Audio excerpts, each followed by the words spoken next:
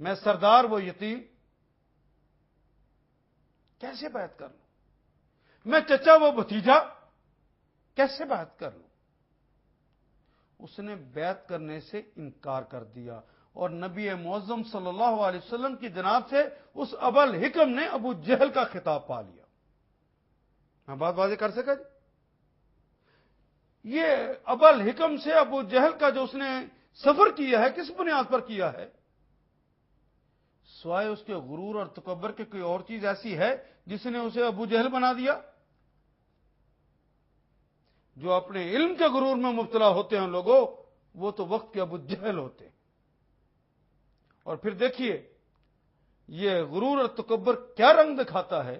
جب اس نے یہ رویہ اپنایا تو کچھ ہی دنوں کے بعد لوگوں نے اسے دیکھا کہ اس نے غلاف کعبہ کو پکڑا ہوا ہے اور رو رو کے یہ جملے کہہ رہا ہے کہ رب کعبہ اگر میں سچا ہوں تو محمد کو موت دے اور محمد سچا تو مجھے موت دے۔ گویا اندر جو روشنیاں پہلے تھیں، جو کہتے تھے ہاں کہتے تو وہ سچ ہیں، بات تو ان کی حق ہے، لیکن کیسے مانوں، وہ روشنیاں بھی گل ہو گئیں۔ گویا غرور اور تکبر انسان کے اندر کی روشنیوں کو بھی ختم کر دیتا ہے اور انسان ابو جہل بن جاتا ہے، جہالتوں اور تاریکیوں والا بن جاتا ہے، حق نہ آشنا ہو جاتا ہے۔ یہ کہاں سے اٹھا کر انسان کو کہاں ڈال دیتا ہے؟ یہ غرور اور تکبر اگر علم کا ہو جائے، اور اگر کسی کو یہ غرور اور تکبر ہو جائے کہ میں بڑا خوبصورت اور وہ بڑا بدصورت، تو جب یہ بات کہتے ہو تو دراصل چیلنج کس کو کر رہے ہو؟ اس اللہ کو جس نے اپنا نام خود المصور رکھا کہ یہ تصویریں میری بنائی ہوئی ہیں، جس نے دونوں ہاتھوں سے بنا کے کہا میں نے بہترین تصویر بنائی ہے، فیاضہ نے تقویم بنائی ہے، اس کو تم نے برا کہا۔ اپنے رب کو چیلنج کرتے ہو۔ یہ غرور اور تکبر۔ پھر دیکھیے میں یہ جو جملہ استعمال کیا ہے، آج ترکیبیں ہی پڑھیے، اللہ کے کلام کے اندر جب اترنے لگتے ہیں تو عجیب عجیب مناظر نظر آتے ہیں، عجیب عجیب راہیں کھلتی ہیں۔ دیکھیے کیا خوبصورت ترکیب ہے، یا ایھا الناس انا خلقناکم من ذکر و انثی، ہم نے تمہیں مذکر سے بنایا ہے اور مؤنث سے بنایا ہے۔ ہم نے تمہیں آدم سے بنایا ہے اور حوا سے پیدا کیا ہے، بلکہ تمہارا باپ بھی آدم ہم ہی نے بنایا ہے۔ وہ آدم کانا من التراب، آدم تو مٹی سے بنائے گئے تھے اور مٹی کی سرشت میں اللہ نے رکھا ہے عاجزی اور انکساری۔ آپ مٹی کو ہاتھ پہ رکھ کے اچھال بھی دیں تو نیچے آتی ہے، انکساری ہے، عاجزی ہے، اس کی سرشت کے اندر، اس کی فطرت کے اندر عاجزی میرے اللہ نے رکھی ہے۔ اے انسان جو تو کہ خاک کا پتلا ہے، تیرا تو خمیر ہی عاجزی والا ہے، تو کس بنیاد پر گھمنڈ کرنے لگا، غرور اور تکبر سے اکڑنے لگا؟ تجھے کس نے اس بات کی اجازت دے دی تھی؟ تیرے تو اصل ہی عاجزی اور انکساری پر تھی۔ عاجزی اور انکساری مومن کا تو ترا امتیاز ہوتا ہے۔ محمد رسول اللہ صلی اللہ علیہ وسلم، اگر کوئی یہ کہے کہ جناب میں بڑا مرتبہ پا لیا ہے، میں 22ویں گریڈ میں چلا گیا ہوں، میں صدر پاکستان بن گیا ہوں، میں وزیر اعظم لگ گیا ہوں، میں نے کوئی بڑا عہدہ لے لیا ہے، تو کتنا بڑا عہدہ لے لیا ہوگا؟ وہ نبی اللہ تو نہیں لگ گیا؟ اور نبی اللہوں میں بھی تو سب سے بڑا جو مرتبہ تھا تو وہ تو میرے رسول پاک صلی اللہ علیہ وسلم کا، جو خود اپنے بارے میں کہتے ہیں انا سید الانبیاء، انا سید الانبیاء، میں تمام انبیاء کا سردار ہوں، ولا افتخر بذالک، مجھے اس پہ کوئی غرور اور تکبر نہیں، ولا افتخر، مجھے اس پہ کوئی فخر نہیں، افتخر بعبودیتہ، مجھے فخر ہے اس کی بندگی اور غلامی پر۔ انسان کے اندر تو عاجزی کوٹ کوٹ کے بھری ہوئی ہے کہ کائنات کا سب سے بڑی ہستی اور سب سے بڑا انسان وہ بھی اپنا فخر محسوس کرتا ہے تو عاجزی اور انکساری میں، بندگی اور غلامی میں کرتا ہے، انبیاء کا سردار ہونے کی بنیاد پہ فخر نہیں کرتا۔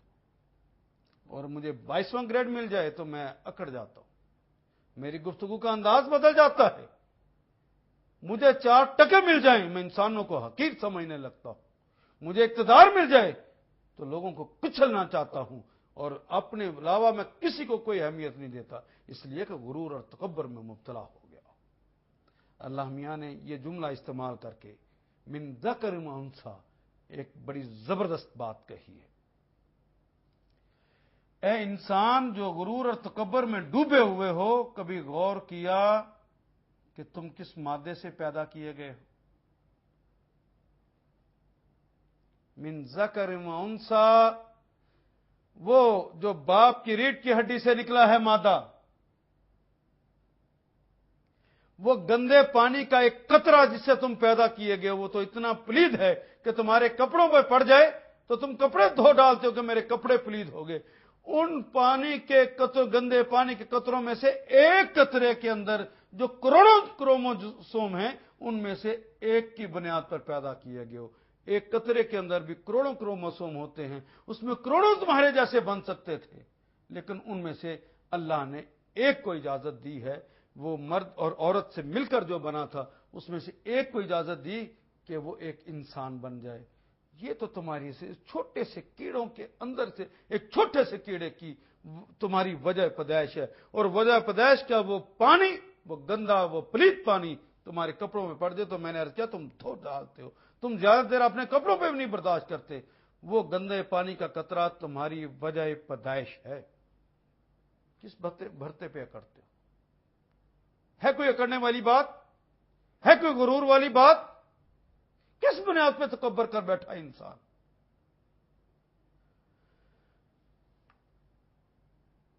کبھی یہ جو گندے پانی کا قطرہ نکلا ہے، اس سے جو تم بنے ہو، غور کیا ہے طریقہ پیدائش تمہارا کیا تھا؟ ایک دفعہ باپ کے پیشاب کے راستے سے نکلے ہو اور ایک دفعہ ماں کے پیشاب کے راستے سے نکلے ہو، یہ تمہاری حیثیت ہے، اور اکڑتے کس قدر ہو؟ آنا لاغری کا نعرہ لگاتے ہو، میرے علاوہ اور کوئی ہے ہی نہیں۔ اتنے تنگ سوراخ سے نکالے گئے ہو کہ میرے رب کی قدرت نہ ہوتی تو تمہیں وہیں پر تمہارا گلا گھٹ جانا چاہیے تھا اور تمہیں مر جانا چاہیے تھا، لیکن اس نے تمہارے لیے راستے آسان کیے۔ حیثیت کیا ہے تمہاری؟ پیدا ہوتے تو چونچنا بھی نہیں کر سکتے۔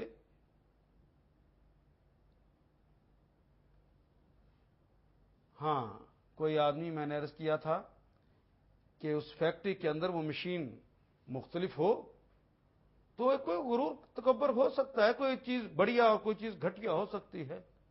تم دونوں ماں کے پیٹ کے ایک ہی جگہ سے پیدا ہوئے، امیر بھی اور غریب بھی۔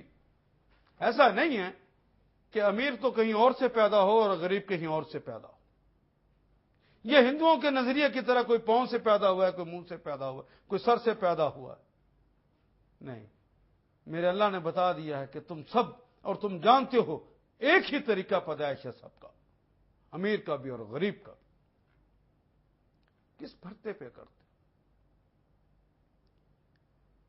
ہاں، انسانوں کی دنیا میں رہتے ہوئے کوئی بڑا اور کوئی چھوٹا ہو سکتا ہے، اس کی ایک بنیاد اور ہے، یہ بنیادیں نہیں، کیونکہ ان میں سے کوئی چیز بھی تمہارے بس کی نہیں تھی، یہ تو میرے اللہ نے کی۔ کسی کو کہیں پیدا کیا ہے، امیر کے گھر یا غریب کے گھر، تم نہیں پیدا ہوئے، اس نے پیدا کیا۔ گورا یا کالا، اس نے پیدا کیا ہے۔ ناٹ چپٹی ہے یا ستواں ہے، اس نے پیدا کیا۔ بہترین صلاحیتیں ہیں کہ کم صلاحیتیں، یہ اس نے پیدا کیا۔ تمہارا تو اس میں کوئی رول نہیں۔ ہاں، جہاں تمہارا رول ہو وہاں پہ فخر کر لیجیے۔ کوئی بڑھیا ہو سکتا ہے، کوئی کم درجے کا ہو سکتا ہے، اس کا بھی معیار بتا دیا ہے۔ یہ جو تمہیں اے کے گھر پیدا کیا، بی کے گھر پیدا کیا، یہ صرف اس لیے ہے کہ تم ایک دوسرے کو پہچان سکو، وجہ امتیاز یہ نہیں ہے۔ محمد آئے تھے کون؟ یار وہ قریشیوں میں سے ہاشمیوں کا بیٹا۔ اچھا، بات سمجھ آ گئی۔ یہ قوم اور قبیلوں میں تو تعارف کے لیے پیدا کیا تھا، وجہ امتیاز نہیں تھا۔ اللہ کے ہاں وجہ امتیاز ہوتی ہے وہ کام جو تم نے خود کیا، اور اس کے بارے میں بتا بھی دیا، ان اکرمکم عند اللہ اتقاکم، تم میں سے بہترین لوگ وہ ہیں،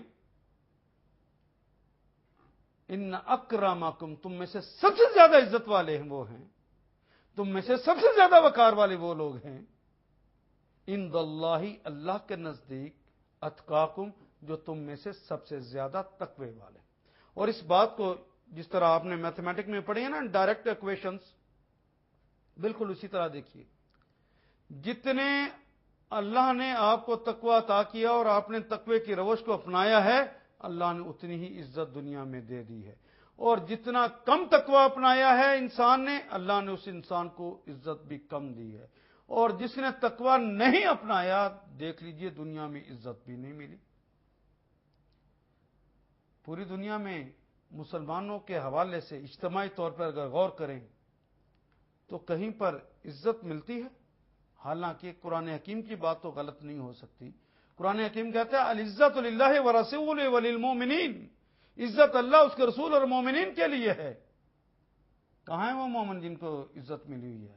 بغداد میں، کشمیر میں، فلسطین میں، چچنیا میں، بوسنیا میں، صومالیہ میں، اور خود مسلمان ممالک کے اندر مسلمانوں کو عزت ملی ہے۔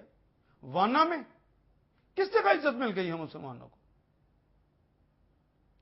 ہاں، جس گروہ نے، جس شخص نے جتنا تقوی اختیار کر لیا ہے، اپنی صفوں میں ذرا آنکھ کھول کے دیکھو، اتنا عزت و احترام بھی آپ ہی کے علاقے میں اس کا موجود ہے، لوگ اس کا احترام کر رہے ہیں، اللہ کے ہاں اس کو پروٹوکول مل رہے ہیں، اللہ کی سکینت اور اس کا اطمینان اسے نصیب ہے۔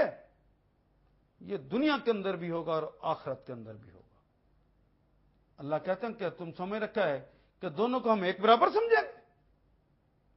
نہیں، اہل تقوی کا مقام بلند ہوگا، وہ اعلیٰ ترین مراتب پائیں گے، دنیا کے اندر بھی اور آخرت کے اندر بھی۔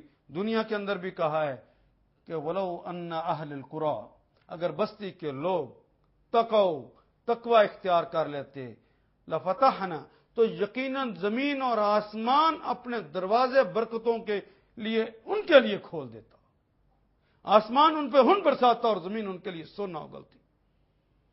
یہ ان کے لیے ہے، اور جو غرور اور تکبر کرتا ہے، ذلت اور رسوائیاں اس کا مقدر ہو گئی، اور اپنے گھر کی چار دیواری سے لے کر اقتدار کے ایوانوں پر دیکھ لیجئے، جس کے پاس جتنی قوت ہے اس کی بنیاد پر وہ اکڑا ہوا ہے اور غرور اور تکبر میں مبتلا ہے۔ ہم چچا، تایا، ماموں، یہ جو قریب کے رشتہ دار ہوتے ہیں، اپنے غرور کی وجہ سے، کیا کہتے ہیں جی پنجابی میں جو ہماری اپنی مثال بن گئی ہے، یہ چچا کا بیٹا، تایا کا بیٹا، پھپھو کا بیٹا، جو قریبی رشتہ دار تھا، جو پیار کے قابل تھا، کیا ہم ان سے شریکہ برادری نہیں کہتے؟ اور ہمارے زبان میں کیا یہ محاورہ نہیں بن گیا، شریکاں دی کندھ ٹھا دیو پاویں آپ تھلے آ جاؤ؟ یہ میرا غرور اس کو مانتا ہی نہیں ہے کہ وہ بھی میرے جیسا ہو سکتا ہے، وہ مجھ سے کم تر ہے، وہ گھٹیا ہے۔ اگر وہ مقابلے پہ آ جاتا ہے تو ہم کہتے ہیں یہ میرا شریک بن گیا۔ کہ عرب کے جو میں نے بتایا تھا کہ 27 پڑھے لکھے لوگ تھے، ان میں سے ایک خالد ابن ولید بھی تھے، اور کیسے جوان تھے کہ عرب عورتیں آپ پہ شیر کہتی، مدید القامہ، دراز قد تھے،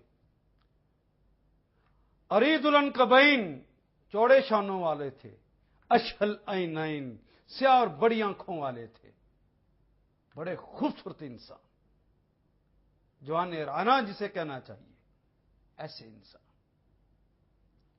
اور تلوار کے ایسے دھنی کہ جو ان کی تلوار کی زد میں آیا کٹ گیا، اور زبان کے بھی ایسے دھنی کہ کمزور ترین فوج کے سامنے جب خطاب کرتے تو وہ سیسا پلائی ہوئی دیوار بن جاتی۔ زبان کے بھی بڑے ماہر ہیں، اور تلوار کے حوالے سے، سپہ سلاری کے حوالے سے کیا بڑا مقام کہ آپ کو یاد ہے کہ جب غزوہ احد میں مسلمان فتح کے بعد شکست سے دو چار ہوئے تھے، وہ جو درے کے اوپر سے کچھ لوگوں نے حملہ کیا تھا، وہ حملہ اسی جوان نے، جو کہ ابھی مسلمان نہیں ہوا تھا، اس نے درے کے ذریعے دوبارہ حملہ کیا اور مسلمانوں کے 70 لاشیں تڑپ گئے تھے اور مسلمانوں کی فتح شکست میں بدل گئی۔ ایسا زبردست جرنیل تھا وہ۔ اب دیکھیے، وہ سردار ابن سردار، سپہ سالار، اور پھر مال و دولت، گھر کی لونڈی، خوبصورت جوان، زبان کا دھنی، وہ کون سا فخر ہے جو اس کے پاس نہیں ہے؟ اور قبیلہ بھی کون سا؟ مخزومی، قریش کی اعلیٰ ترین نسل۔ اگر مسلمان ہو جاتے تو آپ کی شان کو 4 چاند لگ جاتے، تو ایک دن آیا کہ آپ مسلمان بھی ہو گئے۔ اب کیا چیز باقی رہ گئی؟ ادھر مسلمان ہوئے، سرکار دو عالم صلی اللہ علیہ وسلم نے افواج کے ایک پورے حصے کا انہیں پھر سپہ سالار مقرر کر دیا۔ اب پھر سپہ سالار ہے۔ اب دیکھیے، اب کیا کمی رہ گئی؟ لیکن ایک اور بات عرض کرتا ہوں، دوسرے بھی صحابہ آتے تھے، وہ بڑے ادب کے ساتھ سلام کرتے اور اپنی جگہ پہ جہاں موقع ملتا بیٹھ جاتے، آقا کی باتیں سنتے۔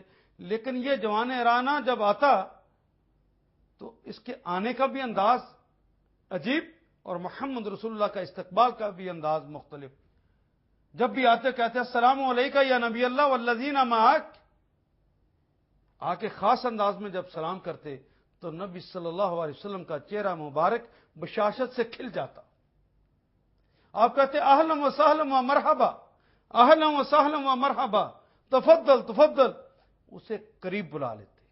خالد ابن ولید قریب آ جاتے، اور قریب آ جاتے تو سینے سے لگا لیتے، کبھی دائیں گالوں سے چومتے، کبھی بائیں گالوں سے چومتے، کبھی ماتھے پہ محبت کی مہریں ثبت فرماتے، جس طرح رسول اللہ اس پہ قربان ہو جا رہے ہو۔ اب مجھے بتائیے، اس سے بڑھ کر اور کیا مرتبہ چاہیے؟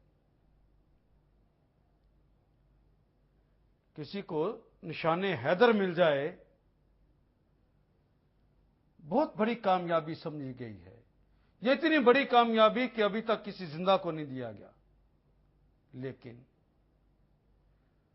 محمد رسول اللہ کی زبان سے اگر یہ ٹائٹل مل جائے کہ سیف اللہ، اللہ کی تلوار کا مل جائے، اس کے بعد کون سا ٹائٹل رہ جاتا؟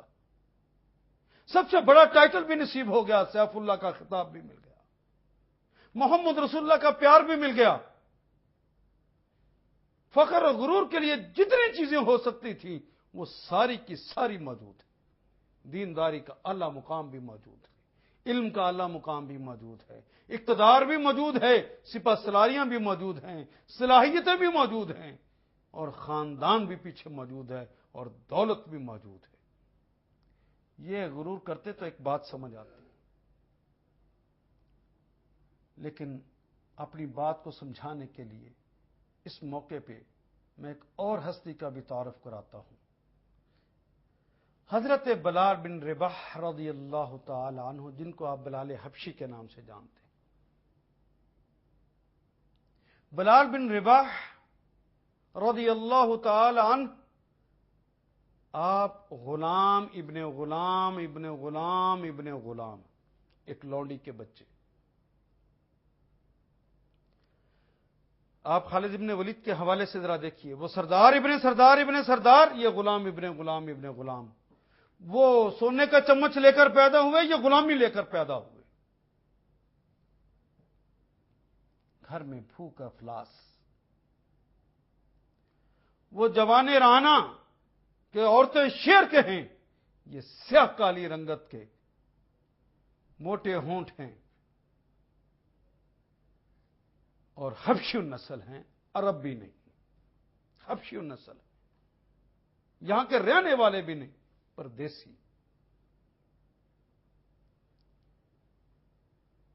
اور سٹیٹس کیا ہے؟ غلامی کا۔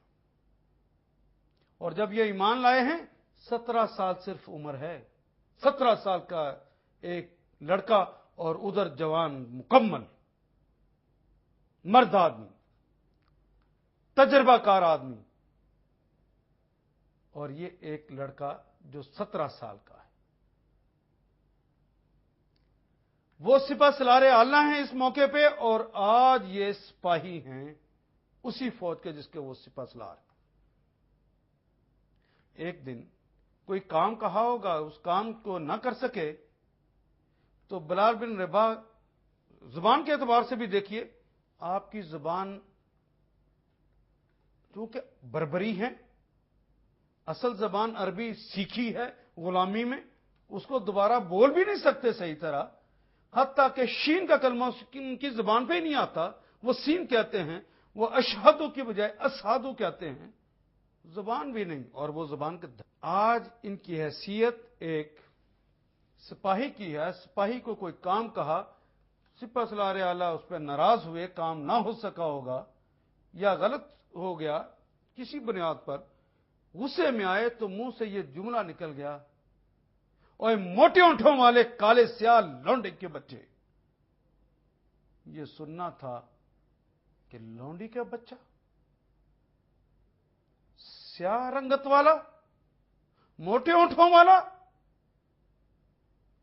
یہ سننا تھا تو وہ بلال جو امیہ بن خلف کے کوڑوں کے اوپر مضبوط سے مضبوط تر ہوتا گیا، اپنے بھائی کی زبان کا ایک تازیانہ برداشت نہ کر سکا اور ریزہ ریزہ ہو گیا، اندر سے ٹوٹ گیا اور روتے ہوئے آیا دربار رسالت مواب صلی اللہ علیہ وسلم میں، اور آ کے عرض کی، یا رسول اللہ، آج چند سوالات ہیں جو مجھے آپ سے پوچھنے۔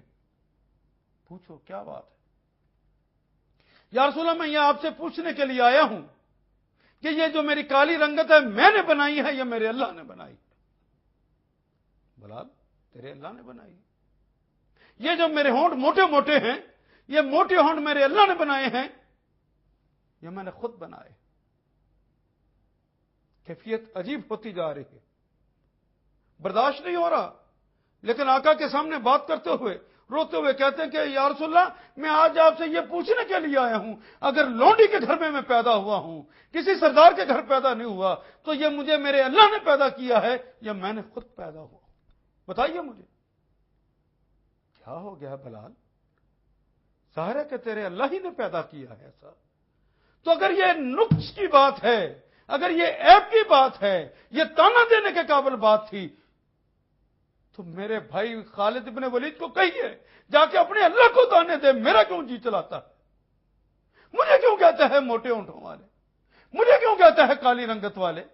مجھے میرے لونڈی ہونے کا بچہ ہونے کا تانا کیوں دیتا ہے؟ محمد رسول اللہ بات کو سمجھ گئے۔ ادھر جب بتا رہے تھے تو سرکار کی آنکھوں سے بھی آنسو جاری تھے۔ آپ نے سینے سے لگا لیا کہ بلال، میرے قریب آ جاؤ، آج کے بعد کوئی شخص تمہیں موٹے ہونٹوں، کالی رنگت اور لونڈی کا بچہ ہونے کا تانا نہیں دے گا، تم میرے قریب آ جاؤ۔ اور آقا سے بڑھ کر کون بات سمجھا سکتا تھا؟ آقا نے پاس بٹھا لیا، ادھر پاس بیٹھے ہوئے ہیں، اتنے میں خالد ابن ولید روزمرہ کے طریقے کے مطابق آئے اور آ کے اسی انداز میں جس میں آ کے سلام کرتے تھے، السلام علیکم یا نبی اللہ والذین معک، اے اللہ کے رسول، آپ پر اور آپ کے ساتھیوں پر سلامتیاں ہوں۔ تو آپ کو میں نے بتایا نا کہ رسول اللہ کا چہرہ مبارک تو بشاشت سے کھل جایا کرتا تھا، آج آقا نے نظر اٹھا کے بھی نہیں دیکھا، بلکہ اپنے چہرہ اقدس کو اور اپنی نگاہوں کو بلال بن رباح کے چہرے پر مرکوز کر دیا، اور کچھ دیر دیکھنے کے بعد کہا کہ بلال، ادھر منی، ادھر منی۔ قریبی تو بیٹھے ہوئے تھے، کہنے لگے اور قریب ہو جاؤ، اور قریب ہو جاؤ۔ اب اور کتنے قریب ہوتے کہ رسول اللہ نے بازو کھول دیے اور بلال بن رباح کو سینے سے لگا دیا، سینے سے لگا کر کبھی آپ کے دائیں گال پر، جس طرح حضرت خالد بن ولید کو بوسے دیتے تھے، اسی طرح کبھی دائیں گال پر، کبھی بائیں گال پر، اور کبھی محبت کی مہریں ان کی پیشانی پر سب فرمانے لگے۔ پھر پیچھے ہو کے بیٹھ گئے، پھر کہا ادھر منی، اور میرے قریب ہو جاؤ۔ پھر رسول اللہ کھڑے ہو گئے، اور رسول اللہ صلی اللہ علیہ وسلم نے کھڑے ہو کر پھر جملہ کہا، اسمعوا ایھا الناس، لوگوں سنو سنو، ھذا بلال۔ اب بلال رضی اللہ تعالیٰ کی طرف اشارہ کر کے انہیں سینے سے ساتھ لگایا ہوا ہے،